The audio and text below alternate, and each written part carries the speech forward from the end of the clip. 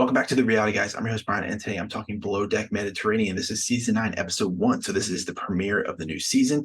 Captain Sandy is the captain on this boat. They're in Greece. This is a marina. And I'm going to go run through the cast real quick. I'm putting this video out on YouTube and on TikTok, so it's going to be super fast. And just briefly go to the episode. Thought a lot of things happened. We saw a familiar face from one of the other shows we're covering, so let's get to it. Like I said, Captain Sandy is in charge. Aisha is the chief stew. She was previously on Below Deck Australia, so she's coming back where she started. They had a little montage of videos of her and Captain Sandy and just kind of her giving some praise to her. Bosun is Ian. Chef is Jonah. And the thing about Jonah, he was an architect or worked in architecture. His quote was "Fake it till you make it." Ellie, she is a stew. Joe is a deckhand. Nathan is a deckhand. Gail is a deckhand, and Bree is a stew. So Bree is a little what they call green. She said at one point, not in like her intro, but like she had never made it through a season. So really interested to see if that's going to actually she'll make it this time around. My money would be no, especially let's like already starting off with like her laundry and steaming issues. She was taking a really long time. Have to see how that turns out. So big thing in the episode is provisions. Provisions were not coming on the boat at pretty much any time. They were getting skimped on things. They couldn't even get red wine. Champagne took a while to get there. I don't know if they ever got rosé. They talked about it in the beginning, but then really the main point is the guests wanted red wine and they weren't getting it. Jonah had to adjust the surf and turf meal from lobster to crab. I thought he did a pretty good job pleasing the guest. They were not really fazed by the lack of provisions. I really think the alcohol was really what was the big thing. And I mean, that's noticeable right off the bat especially when they come on the boat, like, hey, by the way, this is like the only bottle of champagne we have at the moment. So the primary is Jacob. And I don't know if everyone who watches Below Deck normally, but Bill and I, we are watching MILF Manor, and Jacob is on MILF Manor season 2. He is on there with his dad, Ashley, and he actually just got eliminated. So he got eliminated on Sunday night. This obviously was filmed before then.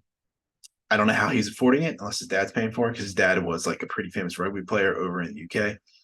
I don't know if these other people, a couple of the crew members that are making jokes about like I gotta do what they're doing. They're talking about content a lot, taking really stupid videos, typical primaries and the guests on these boats making these just I don't understand why you'd ever go on that and spend all this money to do some pretty honestly boring parties and things like that. You're not getting alcohol. Not like it's the boat's fault, but the provisions. It's kind of crazy. So the other big thing in the episode is the chef goes to sleep and the guests want some late night food. And I'm wondering if he was a little more experienced in like I guess the chef background, if he would have prepared some like I guess small dishes that maybe Ellie was on duty, if she could just pop them in the oven. But they wanted grilled cheese, they wanted mac and cheese, they wanted nachos. I mean, I think if they were gonna I don't know if it was in the preference sheet if they're gonna want like late night stuff. I don't remember. I watched it like maybe 1.5 times, but I don't remember if they actually said it. I mean, she was just like she tried to wake the chef up twice because she's like, I don't know if you want to do this or like it's gonna be an issue. Uh, that's where the episode really ends. And then we see in the preview that Sandy is not happy that she tried to wake up the chef twice. And I was reading Reddit, and obviously a lot of people on Reddit don't really like Sandy a lot, and they were saying that like she woke up the chef. She's woken up the chef for less. So let me know what you think. What would you have done? Would you have woken up the chef? I mean, I think they can make grilled cheese, but I really think the problem was it's like she was the only one on duty. They were being pretty demanding, like, oh, my drinks aren't here. Like, it's been 45 minutes.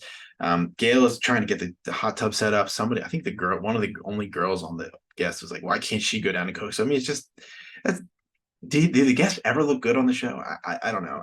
Bill watches the show a lot more than me, but I do keep up with it. I don't know. The guests just kind of piss me off, honestly, all the time. I think they're just really stuck up and things like that. But hey, let me know what you think of the episode. What do you think so far of the cast? Where do you think is going to make it? Do you think Bree will make it for the whole season? Let us know if you don't like Captain Sandy, because I'm sure a lot of you don't. What do you think of Jonah as being fake it till you make it chef? And what do you think of the primaries? Do they have a point? Have you watched MILF Manor? That as well. So let us know. And I will see you guys in the next video. See you.